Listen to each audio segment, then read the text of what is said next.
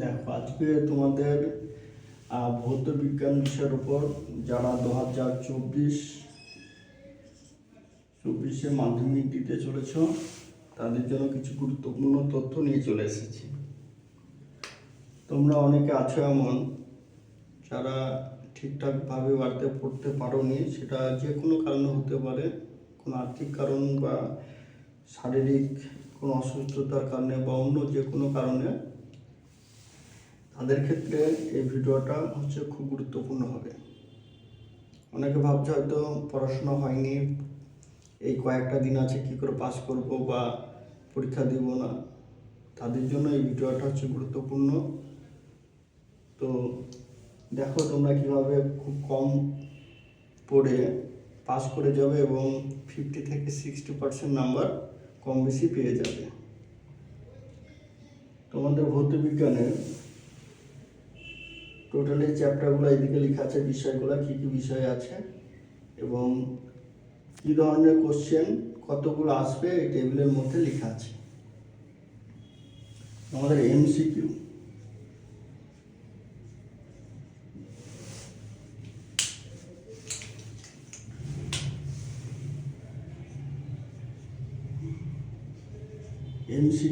Totally প্রশ্ন থাকে 15টা। এখানে 4টে করে অপশন থাকে, যে কোনো একটা অপশন সিলেক্ট করতে হয়। এই 4টে এমসিকিউ এর মধ্যে কেউ কিছু না পারলে অন্তত 2-3টে পেরে যাবে। সেই 2-3টে যদি এমসিকিউ পারো, আমি ধরে নিলাম তোমরা 3টে নিজে পারবে, আর বাকিগুলো হয়তো পারছো না বা কোনোভাবে হেল্প পাচ্ছ না বা করতে পারছো না, তখন কি করবে?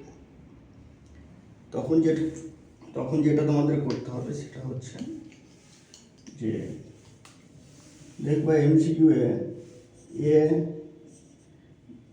বি সি ডি 4টে সিরিজ থাকবে। তুমি 3টে পেরেছ, একটা প্রশ্ন হয়েছে এ অ্যান্সার, একটা হয়েছে সি অ্যান্সার, একটা হয়েছে ডি অ্যান্সার। সাপোজ 3টে পেরেছ, 3টের অ্যান্সার হচ্ছে এ একটা, বি একটা, সি একটা। অথবা ধরে নাও 2টো সি হয়েছে, একটা বি হয়েছে, 3 নম্বর পেরেছ। বাকি যখন কিছু পারছো না, তুমি বসে আছো, সেই মুহূর্তে তোমাদের যেটা করণীয় হবে সেটা হচ্ছে একটা এ একটা বি একটা সি না করে সবগুলোতে তোমরা এই যেটা করণীয় সিটা রাইট করবে। মানে 15টা কোশ্চেন আছে, 15টার মধ্যে 3টে পেরেছ, আর থাকছে 12টা কোশ্চেন।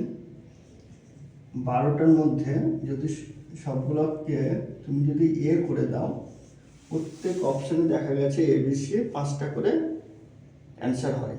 এ দাগের 5টা উত্তর হবে, বি দাগের 5টা, সি দাগের 5টা, ডি দাগেরটা একটু কম থাকে বেশিরভাগ ক্ষেত্রে।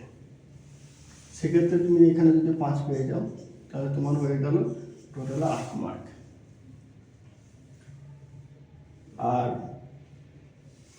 সত্য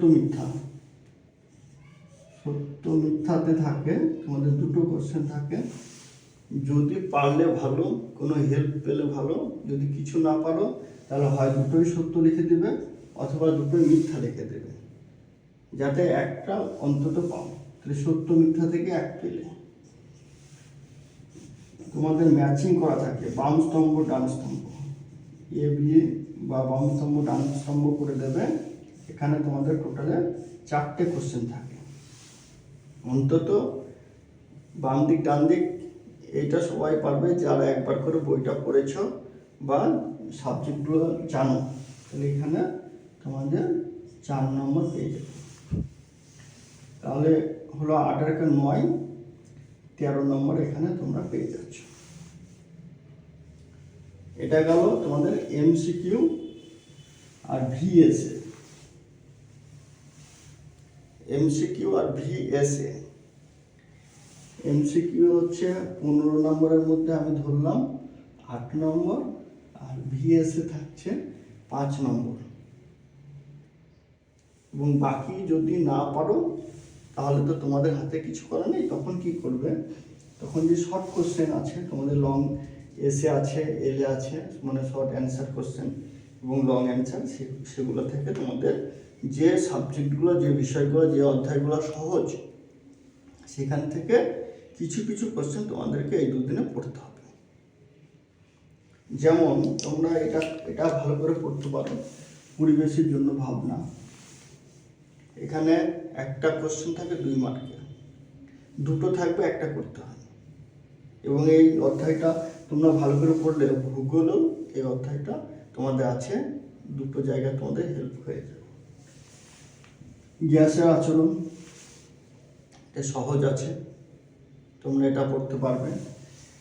এখানে পড়লে তোমাদের এই 1 নম্বরের একটা কোশ্চেন থাকবে, 2 নম্বরের একটা কোশ্চেন থাকবে, 3 নম্বরের। এখানেও কিন্তু অথবা কোশ্চেন থাকবে, এখান থেকে তোমরা অতি সহজে একটা উত্তর লিখতে পারবে। আলো, কিছু কিছু জায়গা আছে খুব সহজ জায়গা, সেই জায়গাগুলো ভালো করে পড়বে। আমি শেষের দিকে বলে দিচ্ছি কোন কোশ্চেনগুলো পড়লে তোমরা ঠিকঠাক লিখতে পারবে বা কোনগুলো আসার মতো।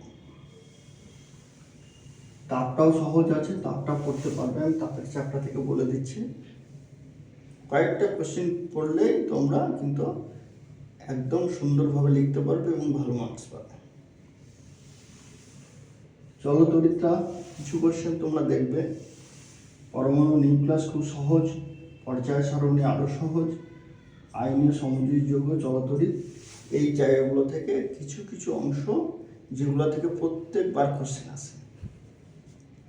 কয়েকটা করে প্রশ্ন তোমরা যদি দেখো তাহলে অতি সহজে তোমরা 50 থেকে 60 নম্বর পেয়ে যাবে। 13 নম্বর মধ্যে তোমাদের স্কুলের প্রজেক্টে দেবে 10 নম্বর, 13 নম্বর করো, তাহলে তোমাদের মোটামুটি 23 নম্বর তোমরা নর্মালি কিছু না জানলেও পেরে যাবে। আর 2-3 নম্বর তোমাদের শর্ট কোশ্চেন থেকে এবং তোমাদের শর্ট অ্যান্সার এবং লং অ্যান্সার থেকে পড়তে হবে। আর একটু যদি বইটা ফলো করো এবং কোশ্চেনগুলো ফলো করো তাহলে পেরে যাবে। যেমন তোমাদের বলে দিচ্ছি কয়েকটা চ্যাপ্টার গুরুত্বপূর্ণ কোশ্চেন। চলতরিতে তোমরা যে কুলম্বের সূত্র আছে, কুলম্বের সূত্রটা খুব ভালো করে পড়বে, এটা এবছর পরীক্ষা আসার মতো বড় কোশ্চেনের মধ্যে। তারপরে আধানের সিজেস এসআই এককের মধ্যে সম্পর্ক একটা আছে, দেখবা প্রশ্নটা ভালো করে করবে। তড়িৎ বিভব কি, এর একক আর মাত্রা ভালো করে করবে। তোমরা সবথেকে এই চ্যাপ্টারের মধ্যে সবথেকে যেটা ভালো করে করবে সেটা হলো তড়িৎচালক বল কি, এটা অবশ্যই পড়বে। সেটা হচ্ছে তড়িৎচালক বল কি, এর একক ও উৎস লেখো। কোনো তড়িৎ কোষের তড়িৎচালক বল বা ইএমএফ 10 ভোল্ট বলতে কি বোঝো? তোমাদের একটা কোশ্চেন আছে, তোমরা এটা খুব ভালো করে করবে। যদি তোমরা কোশ্চেনের উত্তর না লিখতে পারো বা উত্তর খুঁজে না পাও তাহলে আমাকে কমেন্ট করবে, আমি যথাসাধ্য এগুলো দেওয়ার চেষ্টা করব। এরপরে আছে অ্যাম্পিয়ারের সন্তরণ সূত্র, খুব ভালো করে পড়বে। তোমাদের কোষের অভ্যন্তরীণ রোধ কাকে বলে, নষ্ট ভোল্ট কাকে বলে, এই কোশ্চেনটা দেখে রাখবেন। তুল্য রোধ কাকে বলে। আর একটা ভালো কোশ্চেন তোমরা এখানে পড়ে রাখবে, সেটা হচ্ছে বৈদ্যুতিক বাতিতে ফিলামেন্ট টাংস্টেনে তৈরি হয় কেন। সেই সঙ্গে তোমরা সবথেকে তোমাদের যে টেস্ট পেপার দিয়েছে স্কুলের পর্ষদ থেকে, সেই টেস্ট পেপারের একটা কোশ্চেন দেখবে অনেকবার এসেছিল, ফিউজ তার কি, এর কার্যনীতি, এটি কেন ব্যবহার করা হয়। এই কোশ্চেনটা ভালো করে পড়ে রাখবে। 2020 সালের একটা কোশ্চেন এসেছিল এবং টেস্ট পেপারে এই বছরে পশ্চিমবঙ্গ মধ্যশিক্ষা পর্ষদের টেস্ট পেপারে অনেকবার একটা কোশ্চেন রিপিট হয়েছে, সেটা হচ্ছে তড়িৎ ক্ষমতা কাকে বলে, এটি কী রূপে পরিমাপ করা হয়। এই কোশ্চেনটা ভালো করে দেখে রাখবে। তোমাদের এই চ্যাপ্টার থেকে একটা কোশ্চেন আসবে, সেটা হচ্ছে যে বৈদ্যুতিক ইউনিটের খরচ নির্ণয়ের একটা অঙ্ক আছে, দেখবে যারা একটু পড়াশোনা করতে ভালো লাগে বা করে এসেছো তারা ওই ইউনিট বা বিল বের করার যে একটা অঙ্ক তোমাদের আছে সেই অঙ্কটা করে রাখবে। যেমন তোমাদের একটা অঙ্ক আমি বলে দিচ্ছি, সে পরে বলে দিচ্ছি শেষের দিকে।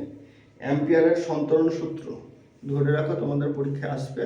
তোমাদের কতগুলো সূত্র আছে, সূত্রের মধ্যে একটা সূত্র অবশ্যই আসবে, যেটা হচ্ছে তোমাদের জলতরিতের 2 নম্বরের একটা কোশ্চেন আছে। এই কোশ্চেন তার মধ্যে অ্যাম্পিয়ারের সন্তরণ সূত্র, ফ্লেমিংয়ের বাম হস্ত, এই সূত্র দুটো ভালো করে পড়ে রাখলে একটা সূত্র তোমরা পেয়ে যাবে। আর ফ্যারাডের সূত্র, ফ্যারাডের সূত্র যেহেতু 23-এ চলে এসেছিল, এবছর যদি খুব তোমাদের মনে হয় বেশি হয়ে যাচ্ছে তাহলে ফ্যারাডেরটা বাদ দেবে, কিন্তু লেঞ্জেরটা অবশ্যই পড়ে রাখবে। লেঞ্জের সূত্র, অ্যাম্পায়ারের সূত্র, আর একটা হচ্ছে তোমাদের যেটা বললাম যে ফ্লেমিংয়ের বামহস্ত নীতি। এগুলো এই অন্তত এই 3-4টে সূত্র, যে সূত্র 3-4টে বললাম খুব ভালো করে পড়ে রাখবে, কারণ এই 3-4টে সূত্রের মধ্যে একটা আসবে।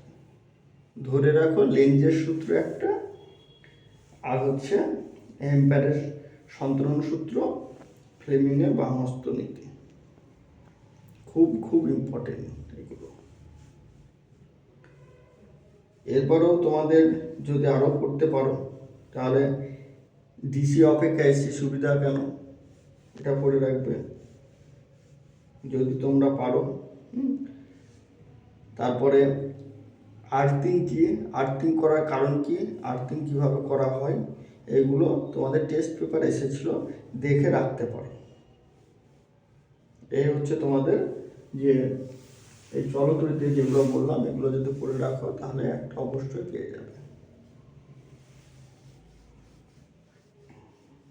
এছাড়াও তোমাদের যেমন তড়িৎযোজী সমযোজী যোগের পার্থক্য ভালো করে পড়ে রাখতে,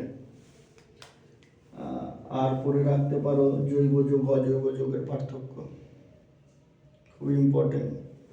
তোমাদের দেখবা আলফা, বিটা আর গামা রশ্মি এদের তুলনা করা আছে, এটা ভালো করে পড়ে রাখবে। এছাড়াও তোমাদের আলো থেকে যে কোশ্চেনগুলো আসে সেগুলো ভালো করে দেখতে পারো।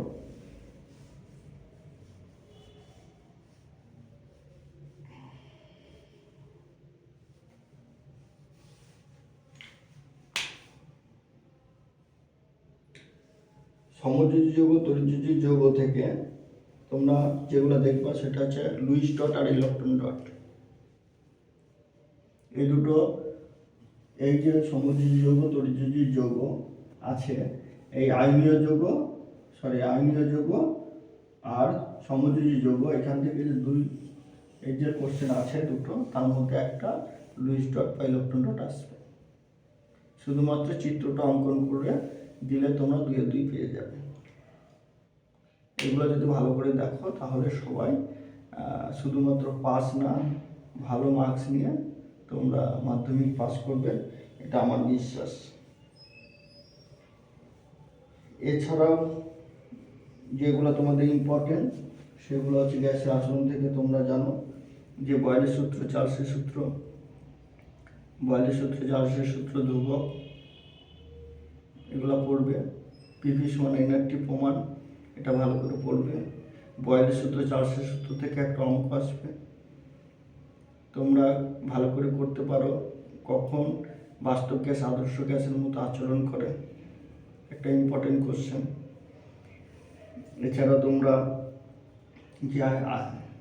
যে আরও যে কোশ্চেনগুলো তোমাদের স্যার বা ম্যাডাম যিনারা পড়িয়েছেন ওগুলো ফলো করতে পারো, কিন্তু তোমরা যদি প্রেশার পড়ে যায়, যদি করতে না পারো, তাহলে আমি যে কোশ্চেনগুলো বললাম সেই কোশ্চেনগুলো ভালো করে দেখতে তোমরা ভালো মার্কস পেয়ে তোমরা পাস করে যাবে।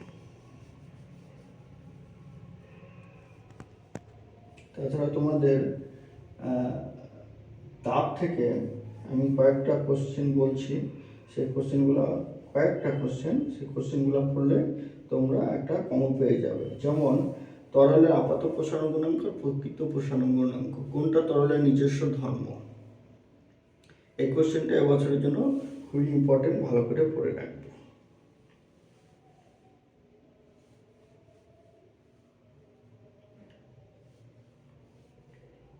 আর আলো থেকে অনেক প্রশ্ন আসে, সেই আলো চোখের যেগুলা দৃষ্টি ত্রুটি, মানে উত্তর লেন্স মায়োপিয়া, হাইপারমেট্রোপিয়া কাকে বলে, কোন ত্রুটির জন্য কোন দর্পণ ব্যবহার করবে, মায়োপিয়ার জন্য কি করবে, হাইপারমেট্রোপিয়ার জন্য কি করবে, কোশ্চেনগুলো ভালো করে দেখে রাখলে তোমরা ভালো মার্কস তুলতে পারবে।